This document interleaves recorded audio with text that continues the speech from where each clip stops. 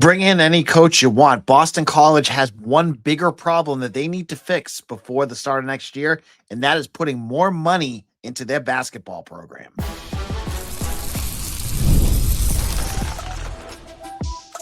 You are Locked On Boston College, your daily podcast on the Boston College Eagles.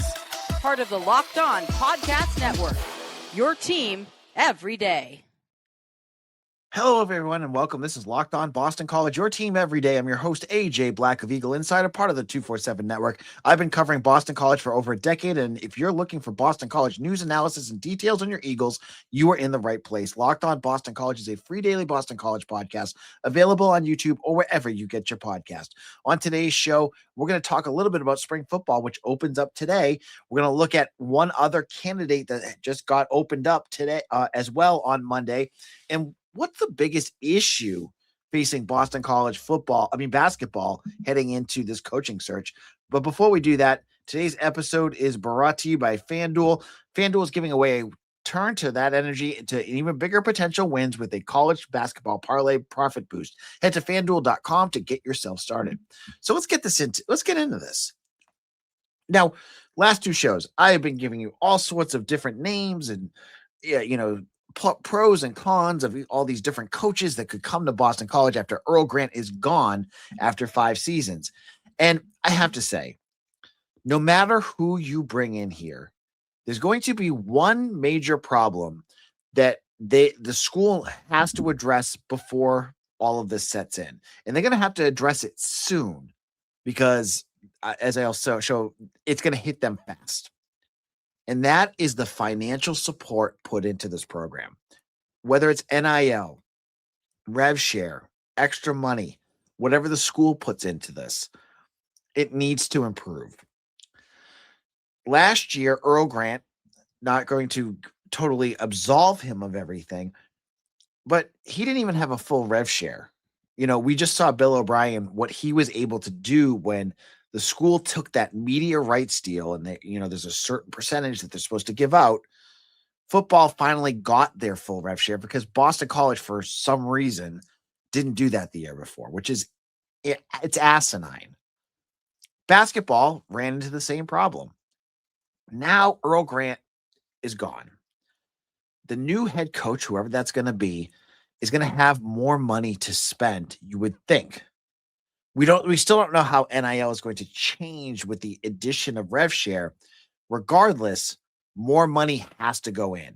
If you are putting in a full rev share, the money that you've been putting in through NIL needs to stay. Because you cannot bring in any coach and handcuff them the way Boston College has handcuffed coaches in the past. They need the money, they need the support to go out there and be competitive. And no, I am not telling you that they need to be the next Duke, the next Michigan State, the next LSU that can go out there and spend all this kind of money to bring in elite talent. That's a pipe dream. That is something that we hopefully can deal with down the road in terms of, improving where BC stands and all that. What I am saying is BC needs to spend to be able to battle in the pack of the ACC, to bring in that talent. You look at what Earl Grant dealt with last year, right? He had a mass exodus of players, and we don't know if it was on their own accord or, they wanted to make a change. You had guys like Chaz Kelly, who just wasn't all that good. But then you had guys like Beadle and Elijah Strong, who just weren't working out. Armani Mighty in years past. Like all these guys, they leave, and you don't have the money to go out there and spend. Last year, they had to go out there and really put things together by putting, they grabbed 3 recruits. They had Akbar Wahid, Jack Bailey, and Caleb Steger. But they went out and had to get a bunch of transfers too, and it was a mixed bag because they just didn't have the money to get the right guy, I feel. And that's partially on Earl Grant for his ability to target guys. Because the guys that they brought in, they had to spend on. And I would imagine the player that they probably spent the most on was Jason Asamoah. I believe I've heard buzz from different things that was the case, and if that's the case, it could be wrong. that's a pretty big indictment because Jason Asamoah did nothing this year. Nothing. So you need more money to get the right guys. So you don't get Jason Asamoah next year. That you get guys that can actually come in here and contribute. So, if it's going to be Jay Larrañaga, I think I got his name right this time. You need to be able to bring in that other piece because if you're going to handcuff Joe Gallo, James Jones, Larrañaga, it's not going to work. You need to be able to spend.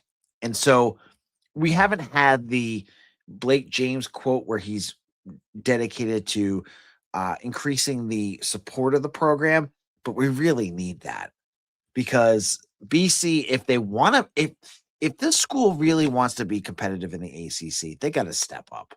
They need to be able to go out there and get the guys that they need so they can be successful. Enough of this.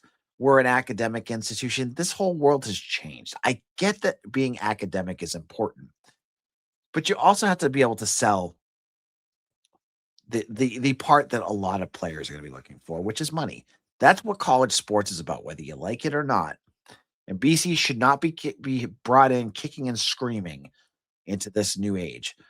So I am pleading for Boston College to make BC basketball more competitive by hiring the right coach, but also giving him the right tools to make BC competitive again, to make them an attractive school, both in recruiting and the transfer portal. And to do that, it's all about the Benjamins, baby. And BC needs to improve there. In a moment, one other name has popped up, and I want to address it. And I'm kind of changing my thoughts about it, but I'll tell you who this is and what my thoughts are on that in just a moment. The biggest stretch of the college basketball season is almost here. Buzzer beaters, bracket busters, and those unforgettable moments that everyone's talking about the next day. Being there live for something like that's bucket list stuff. The hard part is always getting tickets, long queue, prices jumping around, and surprise fees at checkouts. The Game Time app gives fans the advantage with constant innovation. It's how you unlock amazing tickets and experiences in just a few taps. It's incredibly easy to use. The Game Time guarantee means 100% legitimate tickets delivered on time at the best price. And here's the best part. Fees are included in the price you see. What you see is what you pay, period. The Seat View is a game changer. I used it to find tickets to basketball, football, and wrestling, and baseball too. You get a panoramic view from your seat, and it all worked out. It was beautiful. I got to see exactly what I was buying. No surprises. It was an easy get for me. So take the guesswork out of buying college basketball tickets with Game Time. Download the Game Time app, create an account, and use code LOCKEDONCollege for $20 off your purchase. Terms apply.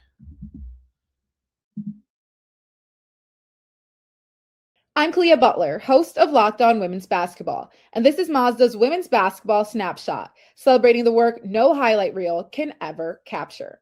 Number 1 ranked UConn dominated St. John's 85-49 on Sunday at Madison Square Garden, extending its winning streak to 47 games. The Huskies capped a perfect 31-0 regular season, including 20-0 in the Big East. UConn is winning by nearly 38 points per game, the third largest average margin in Division I history. Since 1999 to 2000, UConn has 9 undefeated regular seasons, as many as all other programs combined, and has turned 6 of those into national championships. These moments are earned off the clock, those long before the lights ever come on. The sweat, the fakes, the doubt, the scrapes, and coming back for more every time. Mazda puts that same drive into every detail. Wins define the moment, putting in the work, that defines you. There's more to a Mazda because there's more to you.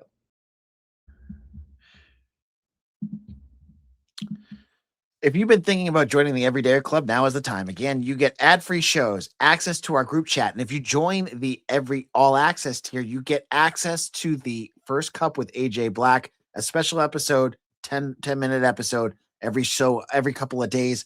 I've been doing a lot of these. You get signed up right now. You can be part of our NCAA tip-off. You get into our Everyday Club bracket pool on Discord for a chance to win on Locked On merch. The Discord is our group chat. I think you'd love it. Right now, you can use March to get your first month free. Head to URL.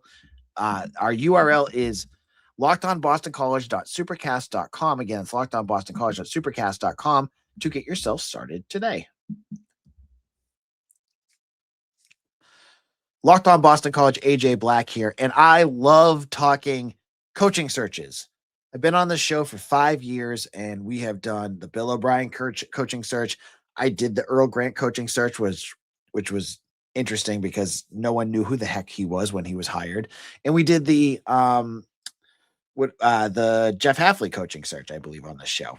So we've done a bunch, and now we have a new one, and we get a chance to talk about the candidates that come up, the news that breaks, in an off season. Now that they're obviously not in any sort of tournament, BC fans get to, have something to look forward to. And so a name that's popped up a few times for fans that have reached out to me has been Bobby Hurley, who was, and that's the key word right here, was the head coach at Arizona State. He was fired on Monday evening. Bobby Hurley obviously had his roots with his brother Dan at URI. He coached at Buffalo. He coached at Arizona State. And he was a highly regarded coach up until the last couple of years. So, fans have been asking, like, maybe this is the guy. He hits one big piece for you. He's an established coach who's done this for a long time. He's not a guy that hasn't done this before. But is he the right fit? Is he the right guy that you really want to come to Boston College? Well, first of all, he's a Northeast guy. That's a positive. Second of all, he is a bigger name, so there's a little buzz that would come with that. Yeah, both of those are positives. Both of those are reasons that you would want a certain type of coach. BC needs buzz. They have none right now. They're a dead program. They're the laughing stock of P4 basketball, Power 5 basketball, because no one takes them seriously, and rightfully so. They haven't been relevant since I was in college. So Bobby Hurley could be a piece there. He, however, the question then remains, and the big piece is looking at his record. I have said that BC needs a coach that knows how to win with less and comes from a school where they have won. And in both cases, Bobby Hurley doesn't hit either of these, and which is why I think he may not be the right fit. First of all, you want a winning coach. Bobby Hurley coached at Arizona State. Arizona State is a program that has a rich history in basketball. They are well regarded, funded through NIL recently. And there's a lot of emphasis put on them. They can recruit. Just their school itself can recruit, because who doesn't want to go to Arizona State? Like, it's a great place to go if you're 20 years old. So I get that. His record as a head coach, 184 and 166, a 526 winning percentage. Is that enough? He won basically just more than half, 184 and 166. But listen to his conference rating, his conference record between the Pac-12 and the Big 12. He has a 439 winning percentage. He had, I believe, 4 winning seasons in conference since being the head coach of the Sun Devils. He made the NCAA tournament 3 times, never made it out of the first round. And this is what you want. His winning percentage is 0.002 more than Earl Grant, his overall winning percentage at Arizona State. I don't see him as a winning coach. And the part that seals it for me that he's not the right choice for me is that, as I said, Arizona State has much more resources than BC. They have, right now their NIL is way more. They just stole Reed Harris for us in football. I'm sure basketball is in the same kind of stratosphere. They've been able to recruit higher. They are a much better program. And he's barely a 500 coach there. So you're going to take a coach that struggled at a well-resourced school and ask him to go to one of the worst resource schools in all of college basketball and expect him to get better? Does that make any sense to you at all? Other than his name, what is it about Bobby Hurley that really think that he would do anything at BC? I don't see him as a guy that would honestly spark much. Most BC fans don't know much about Bobby Hurley, except for the few folks out there that are screaming about him. I don't see him as the right coach. I just don't see it. I think, again, I'm hammering this because BC has not done it the last two coaching searches. You need a coach with a history of winning. Bobby Hurley does not have a history of winning. You need a coach that can do things with less. Bobby Hurley does none of that. Okay? Your BC isn't going to magically, up their NIL to some crazy amount so that he can all of a sudden start winning. I just don't see it. Now, I will say I'm not going to crap all over Bobby Hurley here completely, because there is a chance that maybe he went to a program that just wasn't the right fit. He was there for 11 seasons, which is a long time. Think about 11 seasons with Earl Grant. Oh, sorry. No, we don't want to think about that. But Bobby Hurley could, maybe he could figure it out in a new situation. Coming back to the Northeast, where he's from New Jersey. His brother is down the road. Maybe that's the change of scenery that could get him sparked, get him in the right place. But can Boston College take that chance? A, he's going to be expensive. B, he has no history of doing this. There's too many other opportunities to go out there, whether it's Larrañaga or it's Joe Gallo or James Jones or even the assistants at UConn. I would take all of those over Bobby Hurley. I don't think he's the right fit. And you can disagree with me all you want, but that's my take on this. I just don't like it. I just don't think it's a good one. So in our final segment, let's flip it over to football. Opening practice on Tuesday today. I want to tell you about what we're going to be looking for. You're going to hear all about that in just a moment.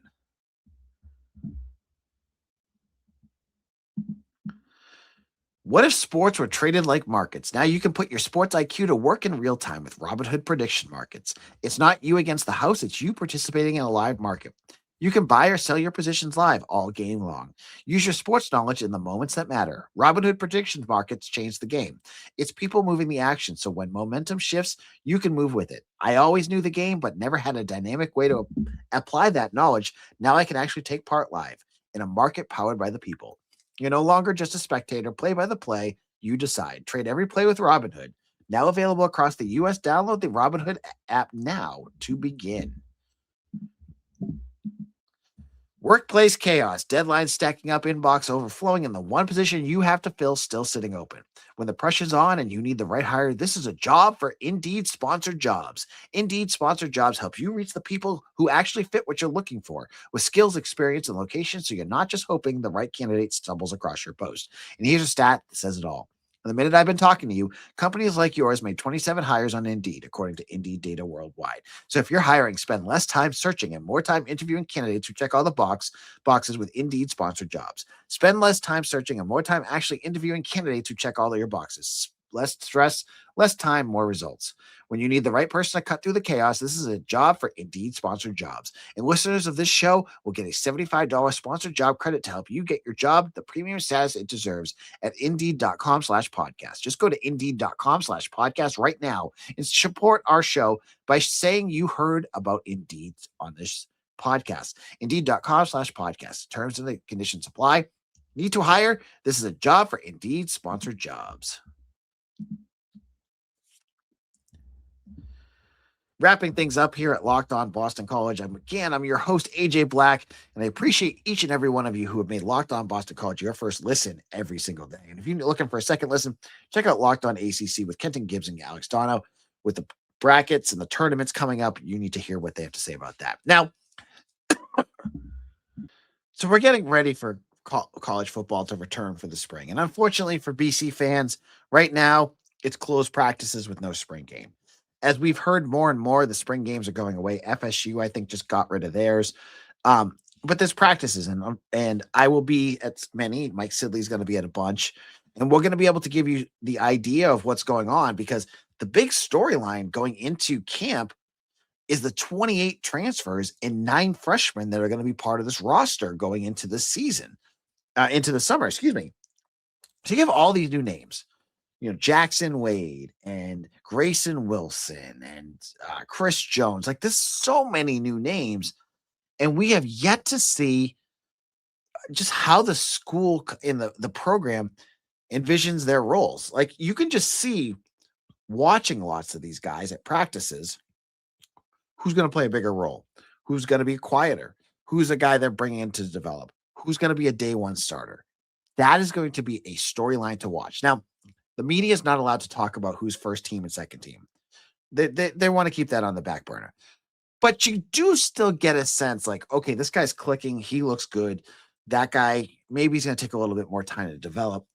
That is going to be something worth watching, because there's so many positions going into the summer that we just don't know who's going to be the starters. I mean, just for one instance, look at edge rushers. You lost Quintavious Hutchins and Edward Kalengi, your starters. You're bringing back guys like Anya Nuisi, who we didn't see all that much last year, but I've heard good things about. You're bringing in transfers like Demetrius Ballard and Chris Jones. There's other guys that are looking to get their spots, like, Bryce Jones, whose dad just left the team, like was fired from the team. Like, there's a lot there, and these spring practices give you a glimpse. I'm not going to say they're 100% perfect, because if they were, Jaden McGowan would have been the next, or actually, VJ Wilkins would have been the next Zay Flowers. But, a lot of times you get a sense, like, we knew out of spring last year, Dylan Lonergan looked like he was going to be the guy. And he was the guy for a little bit. And then he wasn't. But that's not the point. But I'm saying, watching the spring, we're going to start to get that sense. The other piece that's going to be fascinating is almost the entire coaching staff is different. Going out of last season, when you go 2-10, you just expect that they're going to make a lot of changes. And it took a lot longer than I expected. But, I mean, Bill basically got a chance to nuke his entire coaching staff. He's got 3 guys that are remaining from the past. We don't know who the offensive coordinator is, because he's never officially announced anything yet. But your defensive coordinator, your defensive line coach, your running backs coach, wide receivers coach, offensive line coach, like, he goes on and on and on. There's going to be so many names and so many new guys and new voices there.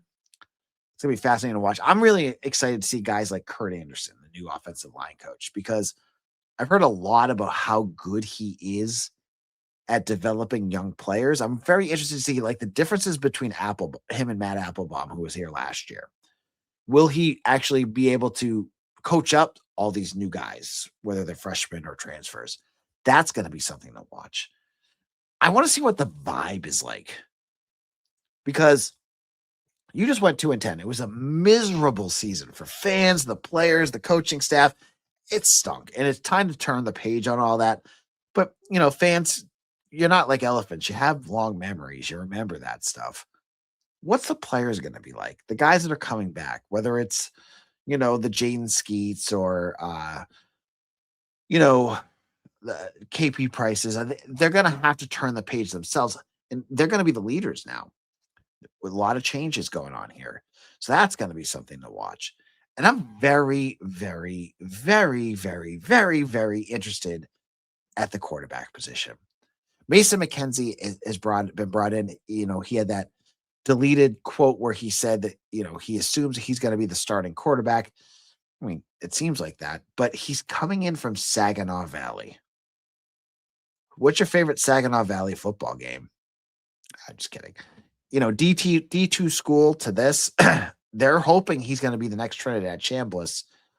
Skeptical people would say Trinidad Chambliss is a unicorn, but we'll have to wait and see, because it's not just BC people who have really, pumped the tires for a guy like Mason McKenzie.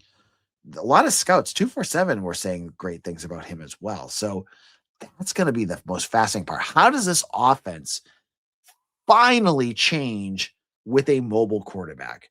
You had a mobile quarterback 2 years ago, Tommy Castellanos, and you said, nah, we're going to make him a pocket quarterback.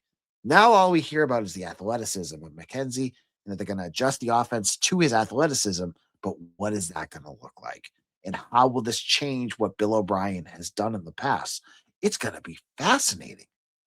So that piece, I'm pumped to watch all this, to see who steps up. How's the offensive line look? There's so many questions. I can't get into all of them on the show.